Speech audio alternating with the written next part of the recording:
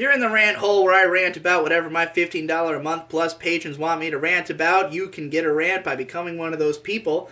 Mr. Bones says, rant about your buddy Cider. I recently undertook the task of listening to all the pub crawl episodes, and I'd like you to try and explain to everyone who and what he even is. Okay. So, Cider is my good friend from down under in Australia. He doesn't talk like this. In fact, I think I was starting to get British there. I can't do Australian accents. That was probably the best I've ever done, and that wasn't even good. But Cider is an Australian guy who is a university student who's been going for his doctorate in video game studies for quite some time. He's been working on his thesis for at least 3 years now. I think he's finally either almost done or he is finally done. This is why we haven't done Pub Crawl in a while. For those of you wondering, he basically got an ultimatum of, like, you have to finish this now. So that's what he's been hard at work on. But Cider, he and I met because there used to be, back in the day when I was a My Little Pony analyst, in case you didn't know, that Digibrony MLP was once a thing. Back when I was doing pony shit, relatively early into me starting to take off on YouTube, there was a kid named DJ Calcos who contacted me and wanted to interview me on a radio show he did, an internet radio show, of course, on a channel called Celestia Radio. Now, back in the My Little Pony days, there was, for some reason, a bunch of pony radio broadcasts online that were in competition with each other. Celestia Radio was one of the smaller ones. And I would say his show probably had like 100 listeners or so. The maybe less than that at the time, because Pub Crawl for the most part only ever had, like, at its height it could get up to close to 100, but usually for most of us doing it had like 35 listeners. But so Calcos brought me onto his show to do an interview, and after that was Cider's show called The Pub Crawl, and it was just him and this other guy named Thorlane who would get drunk, play pony music, and talk about whatever. And for the most part, like, from what Cider's described to me before I came on the show, it was more of a just music thing. Like, there wasn't a ton of conversation going on or anything. But occasionally they would bring on extra guests, because the show had no format. It was just bring on whoever and talk about whatever. So sometimes they would just throw in extra people. So it just so happened that his show was coming after mine. So Calcos and Cider invited me to be on this show. There was like 8 people on there. I was shit-faced. I had a great time. So they were like, hey, you can come back sometime. And I was like, surely I will. So what ends up happening is that I very quickly become a regular guest on this show. And at the time, I think they were doing it 3 times a week for 2 hours each time. But the thing is that because Cider lives in Australia, he is 18 hours ahead of everyone else. So for me, these ran from 2 a.m. to 4 a.m., and me being a night owl, I was like, oh, this is perfect. This fits right in with my schedule. So I start doing this show with him twice a week. At times it was 4 hours long. At times it was 3 hours long. At times it was 2 hours long. Now we've cut it down to like a clean hour for the current rendition of it. Or even 45 minutes. I don't even know if it's a full hour long. But, like, yeah, so... But anyway, originally it was this radio show, and so Cider, like, this is all his claim to fame was. He wasn't, like, he wasn't really known for anything else. He just was doing this radio show on Celestia Radio, where he gets drunk and talks about My Little Pony and whatever else. And mostly it was kind of just... It was just a raunchy late-night show, really, because, again, it was on at 2 a.m., and we would talk about all of the seedier, darker elements of the Brony fandom, because of course that's what interests me the most. Like, everybody else who talks about the My Little Pony fandom tries to shy away from that stuff and act like it's not degenerate madness. The My Little Pony fandom is predominantly degenerate madness. Like, and that was what made it so fun and so hilarious, and you know, that's why we were attracted to it, because we were always talking about all the crazy pony porn, all the fucking weird hypnosis experiments that people would do, just like all the weird shit that would go on, and like we were friends with a lot of furries and, like, you know, people who just had like abnormal sexualities and stuff, so we were always talking about sex and crazy shit and you know, That was the show. It was mostly about, like, degenerate crap. But we would bring on, like, just whoever would be on. And so we had, like, a bunch of regular guests, a bunch of, co-hosts who were there for, like, certain periods, and the show evolved, and we kept doing it long after I had gotten out of Pony entirely. But Cider was still involved in the fandom, and he got really into 3D printing for a while. So he would go to conventions and, like, make cheap 3D printed pony crap and sell it at, like, ludicrously exorbitant prices and have these huge profit margins. He's generally... Cider is a genius.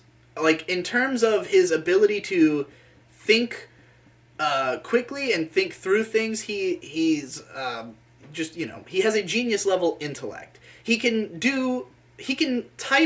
talk to you in type while also text-to-speeching something different at the same time. That's the kind of multitasking he's capable of. And he very much views his life and his body as an experiment. So drinks a lot. Not anymore, but he used to drink, like, a lot. And he constantly throws himself into weird social situations. So he'll go to a convention, and he's one of those guys who people will just approach, like, kind of for no reason, and he always takes up everybody on everything. Like, he's always down. He will always throw himself into the action and come away with some crazy story, because he's always just involving himself with weird, crazy people, and so he comes away with these bizarre stories and tales, and, like, he lives in Australia, which is the country that is constantly trying to kill everybody who lives inside of it. So he's always got either stories about just Australia being crazy, or the people he's around being crazy, or the things he's gotten up to being crazy. And, he explores every depth of what's out there. So he'll go and find, like, the weirdest games, the weirdest movies, the weirdest porn, all the weirdest shit he can consume, he wants to. While also being a part-time game developer, because, he studies game development, he studies just, like, the nature of how games are constructed, higher level games analysis than what anybody on YouTube is doing, but he also develops games based on his crazy ideas, and his ideas for games are always fucking genius. Anytime he goes into his plan for some game he's planning to make on the show, it's always, like, the funniest, craziest idea I've ever heard, something totally unique that's never been done before. And he's made a few of those games, the shorter ones. He's somebody who can complete a project, but he's mostly been working on his doctorate thesis for years and years and years, and it takes up a lot of his time. He also does teaching gigs. He's just kind of involved in all kinds of shit. He's very much a jack of all trades, who's always just, like, experimenting with whatever opportunities happen to arise in front of him, he'll just jump on them. He comes to the U.S. occasionally. We did a couple live videos together. So generally he and I have, like, a lot of the same friends from back in the Pony days, although I've pretty much lost contact with basically everybody from back then. But, at some point it became that as all these co-hosts and stuff we used to have started falling away, either because they weren't interested in the show, they were getting into drama, or I'm getting into drama and people don't want to touch me, so a lot of people don't want to be on the show because they don't want to associate with me. Like, over time we lost most of our other people who were guests on the show. And then Celestia Radio eventually shut down. We were doing the show on there for a couple of years. So, like, there's way more pub crawl from before it became a podcast than there is afterwards. And, like, some of the radio shows have been uploaded to the channel. I think there's also some that exist on a SoundCloud page somewhere. But, like, for the most part, most of that is lost to time because they weren't really being recorded. It was just a live radio thing.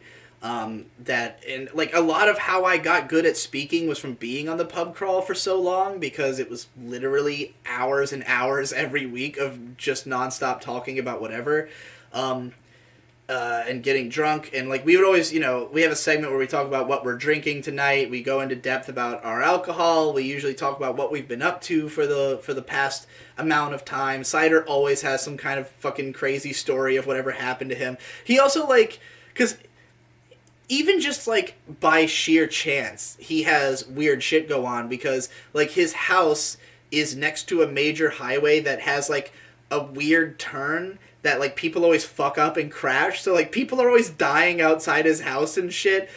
He just lives a life. He's like a magnet for weirdness, basically. He's the kind of guy who would get struck by lightning twice, basically. So, yeah, he's always got some kind of fun story, and even if he doesn't, he can make a story fun. He can make his everyday life sound exciting. So, and this is all while, like, from the outside, if you just saw him, he just looks like a pretty normal guy. Like, you would not imagine that he has this bizarre world that he lives in, but he definitely does, and it's always fun to talk to him, but he's been way too busy with the stupid thesis lately, so we haven't been doing the show. But yeah, if you've never heard of The Pub Crawl and this all sounds interesting to you, it's a podcast that we are still semi-actively doing. We take long hiatuses when he gets busy or I get busy.